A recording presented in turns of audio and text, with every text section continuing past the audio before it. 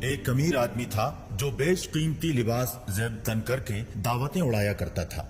اس کے دروازے پر لازر نام کا ایک غریب آدمی پڑا رہتا تھا جس کا بدن پھوڑے اور پھنسیوں سے بھرا ہوا تھا۔ وہ امیر کی جھوٹن سے اپنی بھوک مٹانے کے لیے ترستا تھا اور کتے آ کر اس کے پھوڑے اور پھنسیاں چاٹا کرتے تھے۔ وہ غریب آدمی ایک دن مر گیا اور فرشتوں نے اسے لے جا کر ابراہیم کی گود میں رکھ دیا۔ امیر بھی مرا اور دفنایا گیا۔ اس نے عالم ارواح کی تکالیف برداشت کرتے ہوئے اپنی آنکھیں اوپر اٹھا کر دور سے ہی ابراہیم کو دیکھا اور ان کی گود میں لازر کو بھی۔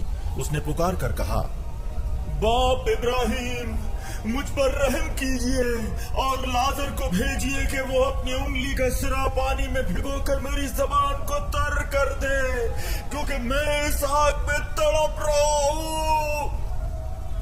لیکن ابراہیم نے اس سے کہا، بیٹا یاد کرو، تمہاری زندگی میں آرام ہی آرام تھا اور لازر کی زندگی میں تکالیف ہی تکالیف۔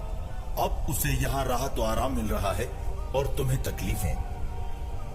اس کے علاوہ ہمارے اور تمہارے درمیان ایک زبردست کھائی ہے، اس لیے اگر کوئی تمہارے پاس جانا بھی چاہے تو وہ نہیں جا سکتا اور کوئی بھی وہاں سے اس پار نہیں آ سکتا۔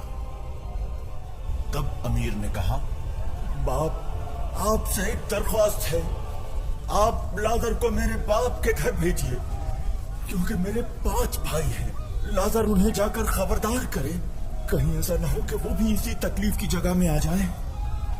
ابراہیم نے اس سے کہا، موسیٰ اور نبیوں کی کتابیں ان کے پاس ہیں، انہیں ان کی سننا اور ماننا چاہیے۔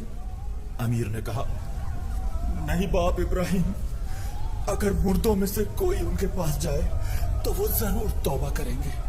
اس پر ابراہیم نے اس سے کہا، جب وہ موسیٰ اور نبیوں کی نہیں سنتے تو اگر مردوں میں سے کوئی جی بھی اٹھے تو وہ اس کی بات بھی نہیں مانیں گے۔